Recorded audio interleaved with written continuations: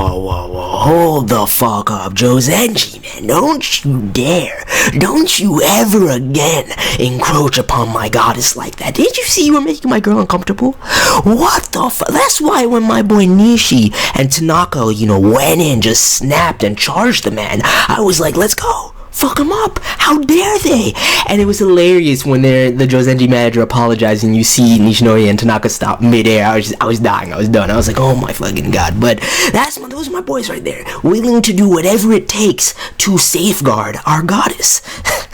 Haikyuu Hypu Season 2 Episode 14. I'm so happy to be back reviewing Haikyuu, man. And the first thing I need to say before we get to the episode, the new opening and the new ending both are straight fucking fire. And it was gonna be hard to follow up on that Spire and Galileo greatness, but this new opening, I believe, is by, Burnout Syndromes or something like that, and I'm not sure who does the ending, but the ending is fucking fire, dude. And the animations, superb, straight perfection right there. They got me so hype. I cannot wait to get my hands on those. But that aside, man, this episode had some great setup, some awesome comedy. We're finally getting into the qualifier matches for the spring tournament. You have Shira Torizawa there. You have, Seijo there, and Oikawa having recruited the Mad Dog. They're going to be even more dangerous than ever right now. Mad Dog is beast. I believe his name is Kentaro. That design, his demeanor, the fact that he's, that he's just such a ravenous being who's completely instinctual and doesn't get along with anybody. I can't wait to see him go in, dude. He's fucking amazing. He could very well get into my top 10 players list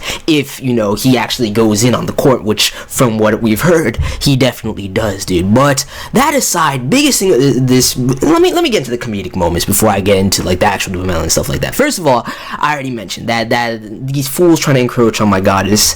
Never again. I never want to see that bullshit again. The final scenes where, Hinata's just straight freaking out during the confrontation with Oikawa, and, you have Ushijima there and everything like that, and I was just like, yo, like, shit's good, shit's about to get real, shit's about to be intense. It's hilarious how he's just sitting outside the bathroom, and you see the flashback to all of the times he's been encountered in the bathroom, and so he's shuffling around outside just for them to, encounter him right outside. I'm just like, yo, this is fucking hilarious.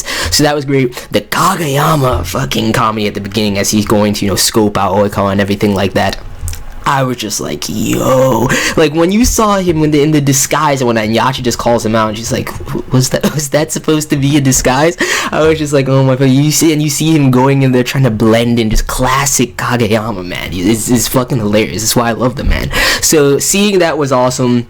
And yeah, just some other great moments like fucking Tsukishima, which is when I want to start getting serious now and getting to the Tsukishima developments, because when you see everybody's reaction to Tsukishima finally starting to think positively and finally trying to improve himself, I was just like, yo, because like you saw the developments back during the whole revelations of his brother's backstory and everything during, the training camp arc.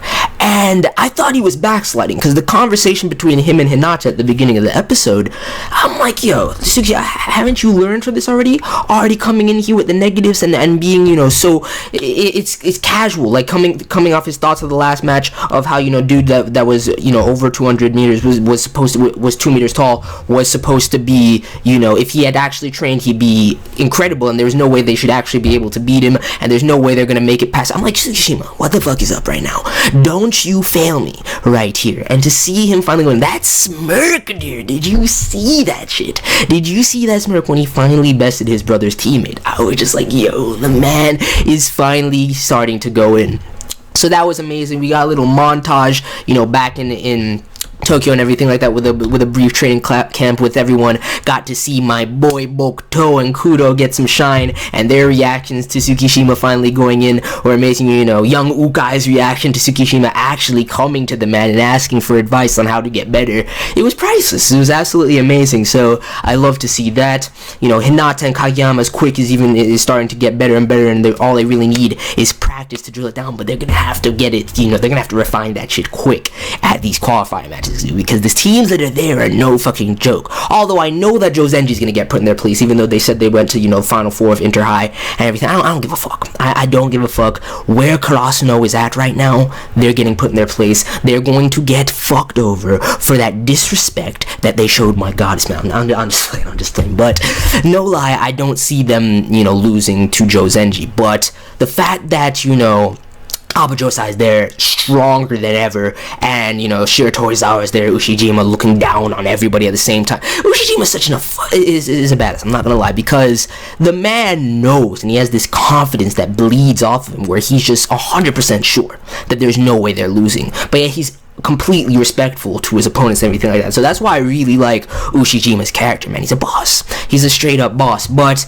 you see everybody growing during that montage, Karasuno getting tighter with all of their new moves. Even like Yamaguchi, did you see that? He was finally able to, you know, score on Nishinoya and then stop him from recovering and everything like that. So to see everybody growing and stuff like that is amazing, and we're finally going to start going in with some serious, real matches in these qualifiers, dude. I can't wait to get into them. It's going to be amazing. You know, the music and the OST, the new track, just still fucking godly. That's why Haikyuu OST is one of the best sports anime soundtracks of all time. But I'm just loving everything about Haikyuu season 2 right now, and getting into the rematch that we're most likely going to be getting during this arc with Abajosai and everything like this. It's about to be real. So, you know, you got DAT Tech over there and everything like that. There's some serious opponents at these qualifying matches, and shit's about to get real.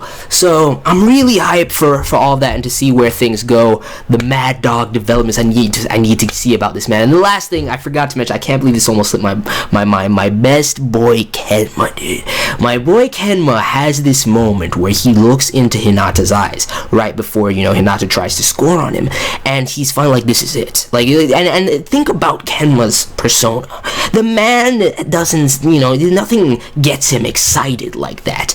But the fact that he truly, and Hinata and Kenma have been rivals for quite some time, but the fact that he's finally declaring his desire to verse him in a real match and to give it his all, I'm just like, yo, shit is finally starting to progress in a real way. I mean, and we got some Kuro Shine, like I said. We got my boy Bokuto shining out there. So really fucking enjoy this episode. Like I said, the opening and ending songs are fucking godly, man. Yo, I need to, as soon as I'm done with this review, I'm going to listen to them again, like just straight up.